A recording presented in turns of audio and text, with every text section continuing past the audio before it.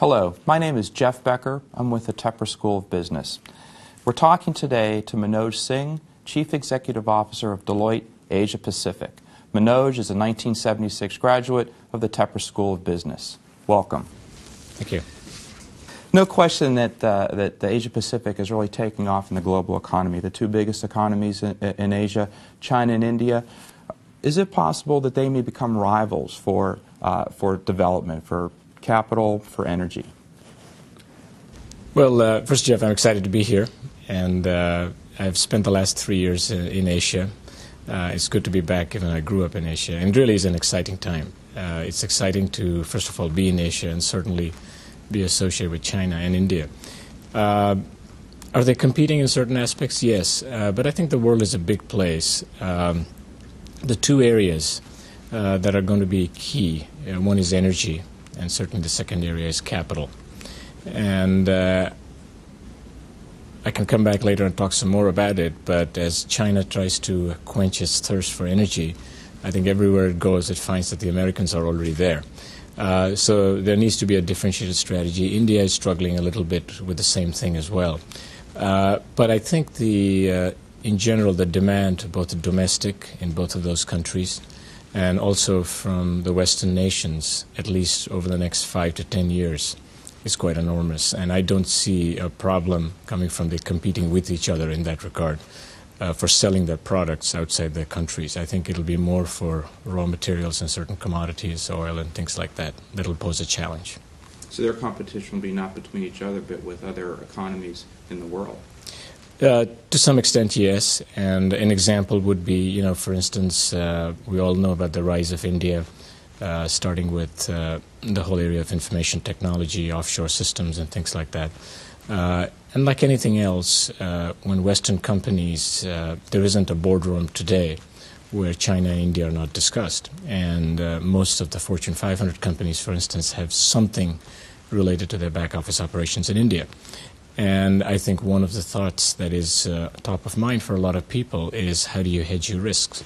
So there are some other alternatives to India that are being considered. I'm not saying that's going to slow down India, but I think it brings in another element of competition in the overall picture of things. Looking forward 15 or 20 years, it's been said that the world economy might fairly be thought of in terms of U.S., Europe, Western Europe, European Union, China, India, and Japan. Given that forecast, is there a potential for serious conflict between these economies? Or might there be another economy that's kind of over the horizon that might rise up and also join that group or rival? Yeah. Well, things go in cycles. If you go back in history about 1,000 years, India and China, what those geographies represented at that time were the two largest economies at that time. So in many ways, it's the cycle coming back. A lot of people have said that what we have seen over the last 5 years and we'll see over the next 15 years is one of the fastest transfers of wealth from the West to the East, and that's occurring right now. So they will emerge as two very strong economies. Who else is out there? I think that Russia is going to gain in prominence just because of their strength with natural resources and the demand for natural resources. I think some of the economies in South America, Brazil, will end up being a lot stronger than it is today. Having said all that, I would say that China is still going to dominate the scene. Sheer number of people, the size of the economy, and what's happening. India will be a key player. U.S. will be a key player. And I think Europe will have to come together as a group, particularly continental Europe, to really change a strategy going forward, to be as strong a competitive force as it's been the last 40 years. We in the West look at economic issues through a certain filter of transparency, certain legal conditions that we take for granted. Can you talk a little bit about how, if you're going to do business in Asia, how do you have to sort of look at that? How do you have to change the way you deal with and relate to your counterparts? Yeah, actually, that's a good question. This afternoon I'm on a panel talking about international leadership, and that's going to weigh heavily in my mind in terms of what is important. I think one of the things that is key is that we have to realize there isn't one answer to everything. I spent a lot of time in China, and I've met a lot of very senior leaders in China, including people at the vice presidential level and certainly mayors in major countries and things like that. What they always say is, look, things work here in a slightly different way. We want to be competitive. We want to give our people an opportunity to grow, but you cannot come here and impose the values and standards of another nation. And I think that that's what we have to understand. However, there are a couple of overriding considerations. I think ethics has to be a key part of this. There has to be, businesses that we deal with have to be devoid of corruption and things like that. So those are very important considerations in dealing with this. So, for instance, what form is it taking in China? Putting people on boards who are from overseas, putting together boards, as a matter of fact, to begin with, that are independent. So those are some of the starting points. The state-owned enterprises in China, what they're trying to do is to bring in Western practices of how to run operations. If you go back 10, 15 years, I mean, some of the largest state enterprises in China, they have their own schools, their hospitals, their housing, and things like that. They recognize they cannot be competitive with those social services. Now, there is a certain element that the West would question that is lack of transparency when you have those kinds of costs in there and you're trying to build those costs into a company, and how it's not going to be competitive. They have realized that, but you cannot jettison that right away. Otherwise, you're going to have to go lay off 50,000 people, and that's problematic. So there's a way to addressing it, and I think the most important thing for international leadership and international business leaders is to be able to push, but also recognize that there are certain unique aspects which take time to just fix. Is this another aspect of transferring Western concepts, legal concepts, into an Asian system? And how is that response coming back? It is a very important part of it. I guess if you just use China as an example, and the Chinese government and Chinese leaders have recognized there are probably three things that are important. Overall transparency that we were just talking about in any business, lending practices of banks, and this whole area of intellectual property protection, which you just mentioned. Very, very important issue.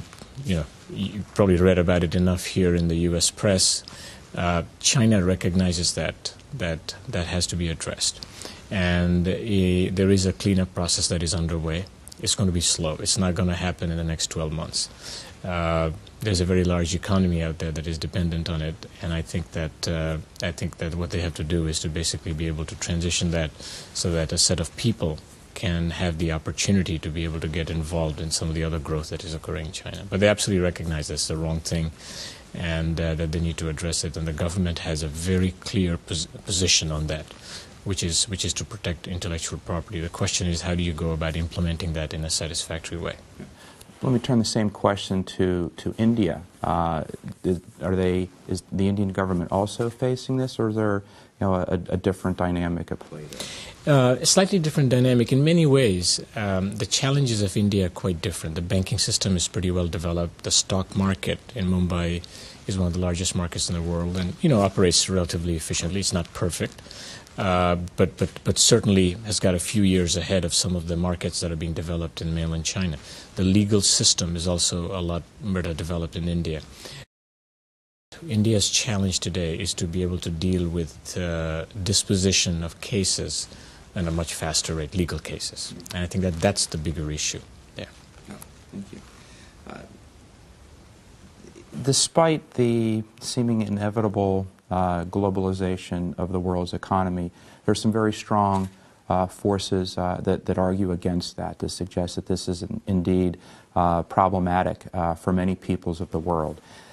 How can Asia and the West sort of deal with these anti-globalization forces, which I think, to be fair, are not just sort of hooded figures protesting at various world gatherings, but there's a very serious debate about how to best do this?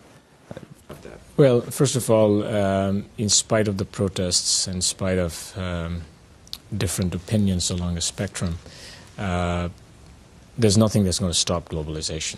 It is absolutely there, and it is going to be the driving force over the next 10 years. There are so many very large organizations that are so dependent on globalization that at this point it's irreversible. What is the reason for some of those protests? There are a lot of different things. First of all, when you have a country as large as India and China go through a transformation, there are potential inequities in terms of how people are getting richer and whether across a broad spectrum the standard of living is improving. So that's one of the issues. The second issue is around the environment and stuff like that. The normal complaint of the developing emerging economies is, the West went through a process that took, let's just say, 20 years, and now they expect the emerging economies to address that in 2 years. It's very expensive. So those are some of the things that I think surface in these anti-globalization kinds of things. The other thing that is important is you cannot keep geopolitics out of economic issues. And that's something that China is very good at, and they are learning, because when you're a smaller economy, you can take a position called we're only going to worry about what's happening in our country and not what's happening in other countries. Now they understand that the impact of their decisions influences a lot of countries in positive ways and could be negative ways as well. So when you are a global economic force, you also become a very key geopolitical figure. And I think that is what some of the emerging economies will have to address in a very thoughtful way. So we'll continue to see these protests, but at the end of the day, there is so much merchandise that is being manufactured and produced in the emerging economies and finished in the Western world. There's no way of stopping that process today. The Nobel Prize in Economics went to a banker in Bangladesh with a very small idea that had a very big influence on his nation's economy. Is this a replicable, in your view, paradigm for helping some of the struggling emerging economies in that part of the world? I think so. But I think the key point is that this started almost 30 years ago, late 70s. It doesn't mean that the same approach will work today. But the point, to answer your question, is I think we need more creativity in terms of dealing with today's problems. And what the solutions that were operative 10 years ago are not going to work today. But yes, there is. I think the key thing about that whole initiative is how you can go invest $1 or give $1 to a smaller entrepreneur. And many of them, not all of them, can be quite successful in making that grow with the right kinds of opportunities. And actually, just to give you a small example, you're familiar with the Tata Group in India. It's a very big conglomerate, 15 billion in revenues. One of the things that Ratan Tata is trying to do, he's the leader of that group, is to build a car that would cost $2,000, or in Indian currency, round numbers, 100,000 rupees. And the point is, what I'm trying to say is that the whole idea behind that car is, A, it's affordable, particularly in the rural areas. People in the villages can buy it as well. And that could be used as a way of being able to spur growth, more roads in rural areas which do not exist today. But more important, being able to assemble that car, send it in a knockdown manner, being able to assemble that car in non-urban areas. So you basically create employment where you have essentially an assembly line for making that car, bringing it together, and then you basically have consumers who buy it. So what that does is it basically fuels demand because of employment. It provides cars to people, and you can go back and look at the example in our own country, when Henry Ford started this 120 years ago. So the idea is like that, and I think people have to be innovative. That's my point. Yeah. This growth in Asia, it does seem explosive. From sort of a very big picture view, Manoj, what kind of challenges and pressures is this growth going to place on the Western economies and governments that for so many years, hundreds of years, have really sort of been the dominant force on the globe? A lot of people today are sort of writing off the U.S., and I wouldn't do that at all, because I think the strength of the U.S. is essentially to be able to innovate. And we got to do it better, and I think we need to use universities like this much more effectively, which we have. But the key thing that the Western economies have to do is that they have to basically add value much higher up the value chain. Okay, so what's an example? If you think about automobiles today, the chances are that more and more automobiles will be manufactured outside the U.S., maybe assembled in the U.S. because it's too expensive to ship in cars from outside the U.S., but a lot of the assembly is going to move overseas. But there can be a lot more involvement of the U.S. in things like the instrumentation on cars, the next generation of it, and things like that, where the margins will be much higher. And that comes from basically technological innovation that occurs here. So, it's the classic example of the cell phone that was introduced here, and the fact that, how it has spawned a lot of different industries and things like that, iPods and inventions like that. So consumer orientation to things, short lead time, 5-6 years, make a lot of money. Western companies, then the production of that moves overseas. And so being able to apply basically knowledge and stay at the leading edge of innovation. And that's the way a country like the U.S., for instance, is going to stay ahead. Combination of services and high-end innovation applied to products. Very good. Thank you. I'd like to turn, if I can, from world contemplation of world forces to what you might say to a current student here at the Tepper School. For a student who's maybe just beginning their MBA education, what advice would you offer for how they might maximize the opportunities they have here? Well, a couple of things. First of all, anyone who's going to the business school today, the chances are, I'm going to say over 75%, that they will have an international experience. Physically being overseas, certainly being in a global company and dealing with a lot of global issues. So really understand what it takes to deal with multicultural issues. Maybe even try to learn the language if it's possible. Get really familiar and accept the fact that no one solution works and you got to listen before you act. So spending a lot more time on interpersonal kinds of things, I think, and building those capabilities would be good. Communication is a very key part of the overall breadth of skills that you learn here. It'll be even more important in the world going forward. So those are some of the things that I would say are probably a key for a student who is going through the program today. If you can look ahead, maybe the next 2 to 5 years, where do you see the most challenging and perhaps stimulating places where a student might go to work? The whole financial area is going to continue to be very, very strong. There's going to be a need for capital.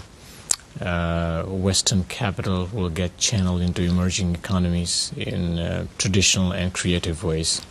And these entities will be looking for superior returns, some of them over a short period of time. So I think that there is a great deal of opportunity there and a great deal of money to be made, whether it's hedge funds, private equity funds, investment banking. Those are some of the areas, certain aspects of consulting as well. So I think that that will continue to allure a lot of our graduates here and in other business schools. I also think that what is going to occupy a top seat as well is with, as I said earlier, international assignments with global companies. As you know, I spent 30 years in the U.S. before I went to Hong Kong, and of which 22, 23 of those years with my firm were in the U.S. And I get a lot of calls from students, from people that I know, says, can I get 2-3 years of experience in China, India, and things like that. And I think that that'll become a very prevalent expectation of a lot of students because they want to go out there and taste what it's like, be able to build that capability, understand that part of the world. And that's why I think knowing a language would be very, very helpful. All right. Let me turn that question around just slightly and ask it from this perspective.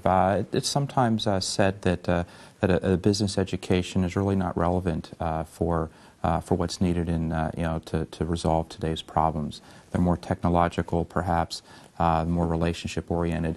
How would you respond if someone said, an MBA is kind of a dinosaur course of or field of study? True? Well, as someone in yesterday's panel said, what you learn over here is a lot of techniques.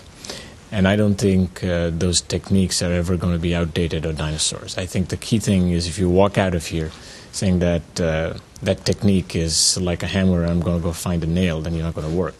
That's not going to work for you. But you've got to be able to use that and put that in perspective when you deal with situations. And I think that, although it's been a while, but for me, I think in the way in which the education was most valuable was to basically have the confidence and the tools to be able to deal with unstructured situations. And that's where a business education is going to be most invaluable. And that's not going to change, I believe. Particularly in the dynamics of the new world, that is absolutely going to happen all of the time. And, Carlos Ghosn, who's the CEO of Nissan and Renault and spent a lot of time in Japan, he's himself Lebanese, born in Brazil, is probably as international leader as you get. The thing that he is very fond of saying is that the only battle that you lose is a battle that you don't fight. And part of being able to fight that battle is going to be able to have the breadth of skills and the vision to be able to deal with. And a business education, I think, is very invaluable, no matter how good you are technically and things like that. Thank you very much, Manoj. It's a pleasure to talk with you, listen to your insights. Thank you. Delighted to be here.